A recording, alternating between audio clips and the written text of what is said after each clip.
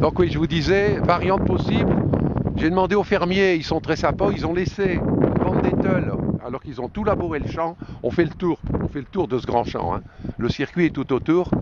Ils ont laissé une bande d'éteules qui est tout à fait dure. C'est des tôles de cet été, ils n'ont pas repassé dessus depuis. Donc ça, on roule à vélo là-dedans. Donc selon la météo, ben, on a soit le macadam d'un côté où la limite est trottoir, soit la bande d'éteules. Donc ben, écoutez, vous découvrirez ça selon la météo. Sinon, vous voyez, au lieu de partir jusqu'au bois sur le macadam, si on juge que c'est trop roulant, on passe le petit pont et hop, on se retrouve ici. Vous voyez, même là c'est mouillé, mais ça, c'est du dur. Alors pour les jeunes d'office, il faut utiliser la prairie. À Marquigny, on appelle chaîne pâture. Et éventuellement, donc ressortir de là, l'arrivée peut-être. Bon, je verrai avec Patrick, hein, mais ça serait peut-être sympa de prendre le bord du champ et à la limite d'utiliser le mont que je vous ferai visiter tout à l'heure, sans aller sur le haut du mont bien sûr, pour pas que ça soit dangereux pour eux. Ça, bon, on verra, mais en tout cas, ça va se passer dans cette zone-là. Hein. Bon, rendez-vous au bois. Le bout du champ. Bon, je prends la route, bien sûr. Il faut l'être des grêlons. Comme ça, la zone d'arrivée, la prairie qu'on va traverser. Et là, on va arriver dans la propriété qui est l'entrée du bois. Fin de la route. Hop. Entrée.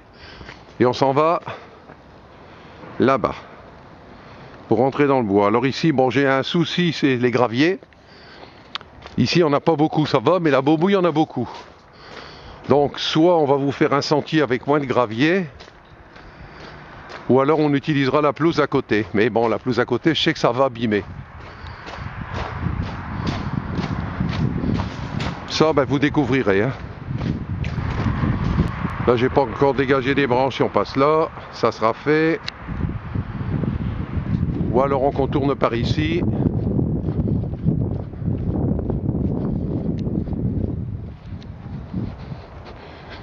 Très jolie propriété.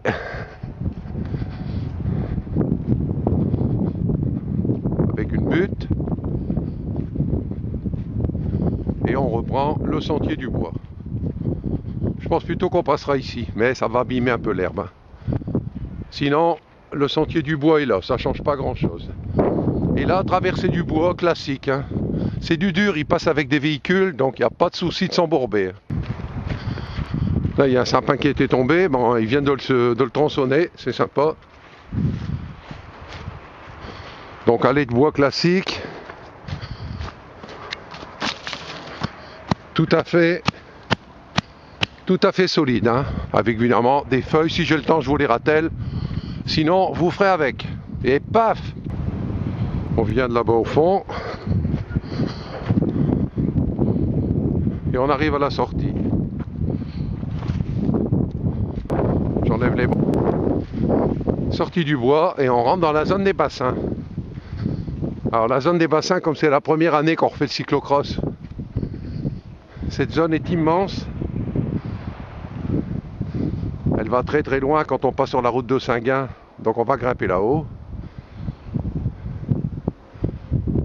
Nous on vient de là. Bon, comme c'est la première année, normalement la version courte, on sort du bois, on va quasiment en face. On fait demi-tour à 100 mètres pour grimper, c'est une rampe, pour grimper là-haut. Et en restant là-haut, on repart complètement, c'est un long bout dans le bassin qui nous ramènera sur la route de Saint-Gain là-bas. Version longue, et moi je pense que c'est celle-là que je vais vous proposer. En sortant du bois, on va aller faire un tour là-bas, ça va nous donner une montée et une descente supplémentaires qui vont nous ramener exactement au même endroit.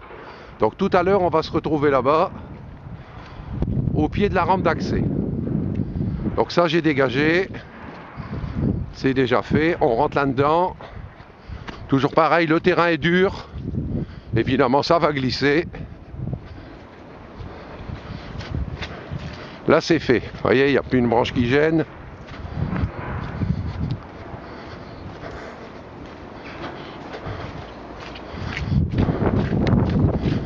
On vient de là, on se retrouve ici, Et on va contourner, on a 2 étangs côte à côte qu'on va contourner pour aller là-bas où il y a les grands arbres. On va faire le haut et on redescendra par ça tout à l'heure.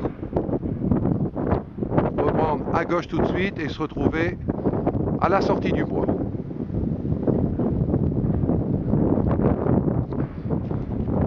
Rendez-vous entre les 2 étangs. On vient de là-bas, on a contourné l'étang, on arrive ici. Bon, pareil, plein de variantes, hein. But du jeu là-bas. On peut aussi passer par là, contourner, mais bon, on verra, mais ça change rien. Si c'est trop dur, qu'il fait trop mou, en partant par là, on rejoint la carrière. De toute façon, toute cette zone ici, on pouvait la faire sur la carrière. Donc si jamais c'est trop mou, mais le sol n'est pas dur. Le sol n'est pas mou, hein. Si c'est trop difficile, on vous fait faire le tour, clac, clac, carrière, carrière. Voilà, j'ai fini de contourner la zone des 2 étangs. Toc et toc, on arrive ici. But du jeu, partir là. Là, il y a une partie un peu molle. Rampe d'accès pour grimper là-haut. Si on a un souci, on arrive ici en utilisant la carrière. C'est du dur, il passe avec des tracteurs et des véhicules, évidemment du mou au-dessus. Et cette carrière-là nous amène à la sortie du bois. Tout dépendra de l'état du terrain. Là, on va grimper la rampe. Alors, on a la descente à côté. On va pas prendre celle-là, on va prendre celle au coin. Mais bon, je vous dis, pour les années prochaines, il y a plein de variantes possibles. Alors ici, même topo, je l'ai déjà fait plusieurs fois à vélo. C'est du dur. Bon, évidemment, ça glisse. Faut monter ça avec les grosses couronnes. Mais il n'y a qu'arriver en haut qu'il y a 2-3 mètres de mou. Je vous le dis pas, mais il faut passer à gauche. Mais sinon ici, vous voyez, c'est moitié pierrasse en dessous, donc ça se monte en vélo, hein. Je suis en haut de la carrière, c'est ça la partie molle, voilà. La mes roues de vélo, faut éviter, il y a une zone d'argile un peu ici, sinon le reste est solide. Donc on vient de là-bas en bas. On se retrouve ici, nous, cette année. On va repartir relonger pour redescendre, mais évidemment, il y a moyen de faire. Pour les amateurs, il y a du pigeon ramier. Là, sur la ligne de ces arbres, là-bas, j'ai encore une descente, une montée, une descente. Mais bon, c'est pas pour cette année, quoi.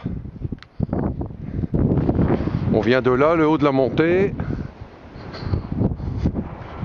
On va partir jusque là-bas. Toujours même terrain. Ça, c'est sûr que ça roule. En plus, c'est large, on n'est pas obligé de passer tout le temps à la même place. Et ben, c'est des terrains de chasse, tout ça, hein. Donc, ils passent avec les véhicules pour amener leur matériel. Donc, tout ça est rechaussé régulièrement. C'est pas que de l'argile, hein. Ah, je vous fais un petit cours historique. Alors, ces bassins ici, c'est des bassins de décantation. Ça, c'était une usine rattachée à Béguin-Tumerie. On avait une râperie à Marquis, ils râpaient les betteraves. Et ils envoyaient à Tumerie par pipeline. On a encore le tuyau existe toujours. Il y a une vingtaine de kilomètres pour aller à Tumerie, à l'usine Béguin. Ils envoyaient le jus de betterave chargé de sucre. Et ils sont d'ailleurs en train, les bruits qu'on entend, ils sont en train d'abattre la cheminée qui était le dernier vestige, la grande cheminée de Marquis, le dernier vestige de l'usine. Donc ils utilisaient beaucoup d'eau pour faire avancer les betteraves et les laver. Et automatiquement, ils recyclaient leur flotte parce que sinon, c'était une catastrophe. Donc, ils avaient construit des bassins de décantation. Donc ça, c'en est un. Ils ont fait ça. Les premiers, je ne sais pas s'ils les ont fait à la pelle ou quoi. Les derniers, je les ai vus faire, hein. Les derniers sont là-bas, ils sont encore plus grands. C'était creusé. On creusait, on mettait les terres pour faire les berges. Donc, on vient de monter la hauteur de ces bassins. Tout ça, au départ, c'était creux. Et ça a été rempli par l'eau, et l'eau en se décantant, les terres ont rempli ces bassins jusqu'en haut. Alors au milieu, vous aviez ça, c'était le puits, au milieu de chaque truc. Il y avait un puits, et là, ils reprenaient la flotte, donc il y avait tout un réseau de tuyaux que moi j'ai très bien connu, qui ramenait de l'eau, pas propre évidemment, mais de l'eau décantée, qui ramenait l'eau à l'usine pour être réutilisée une fois. Et de petit à petit, les bassins se sont remplis jusqu'en haut. Là, ils sont remplis jusqu'à hauteur des berges. Et bien, quand c'était plein, on en faisait un autre à côté. Et j'ai connu le dernier qui était à peine creusé, que l'usine s'est arrêtée. Donc lui, il restait creux avec des étangs. Et c'est des étangs de pêche pour faire des des journées de pêche. Là, on vient d'emprunter tout ce sentier-là sur le haut du bassin, qui est la parallèle de tout à l'heure quand on longeait les deux étangs. Ici, on a une jolie descente. Elles sont pas très prononcées, c'est pas dangereux, hein. Le problème, c'est que celle-ci, il faut vraiment tourner à l'équerre en bas à gauche. Donc, je verrai bien, je vais peut-être vous mettre un échappatoire. Ceux qui savent pas tourner, ils pourront aller tout droit.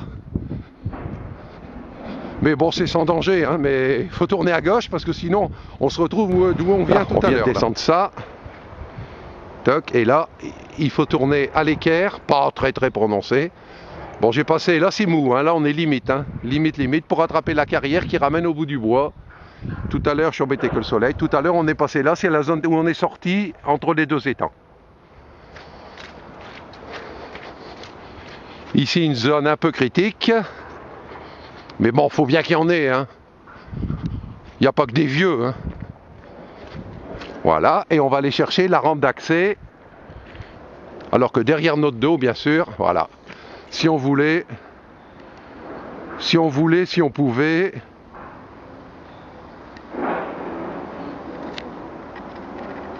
Ça continue. À droite, ça continue aussi. Il y a moyen de faire.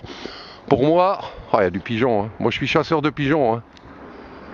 Pour moi, il y a moyen de faire un circuit VTT, un tour de 20 minutes. 20 minutes sans passer à la même place, hein. On est sorti là-bas au pont. On tourne à droite, on se retrouve ici. Rampe d'accès pour aller là-haut. Le deuxième bassin, deuxième montée.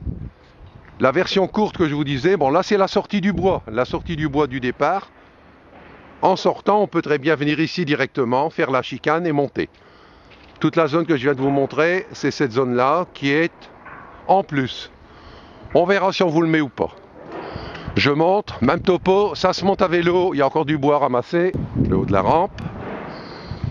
Petite variante possible, soit on part tout de suite et là-bas on part vers la route, ou alors en prime on se remet ce petit bout ici, un petit carré en plus, je vais vous le montrer, qui fait une petite montée supplémentaire avec une saloperie ici de thermol.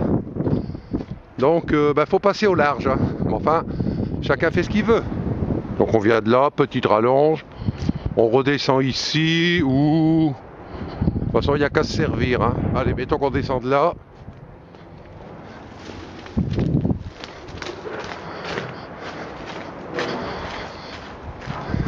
Là, on est presque dans l'eau, mais toujours pareil.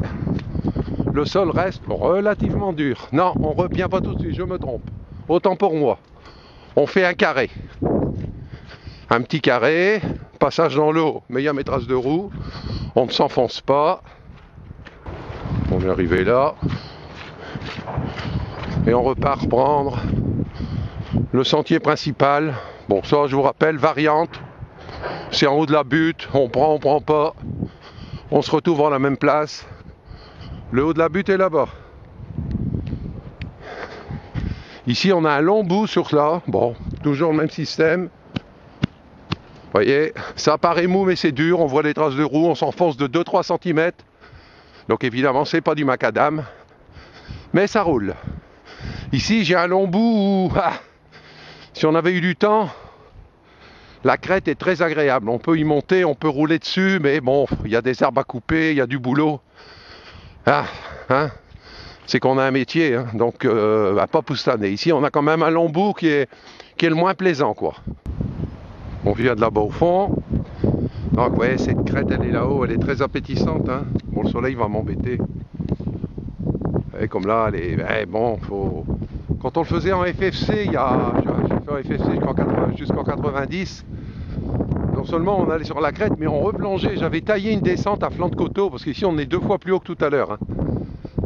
Et on redescendait, on remontait à pied. Mais bon, tout ça c'est du boulot, hein. Pour cette année, vous resterez ici en haut. Alors une fois de plus, vous voyez, bassin qui s'est rempli. Et au milieu, il reste un étang avec des huttes de chasse là-bas, hein.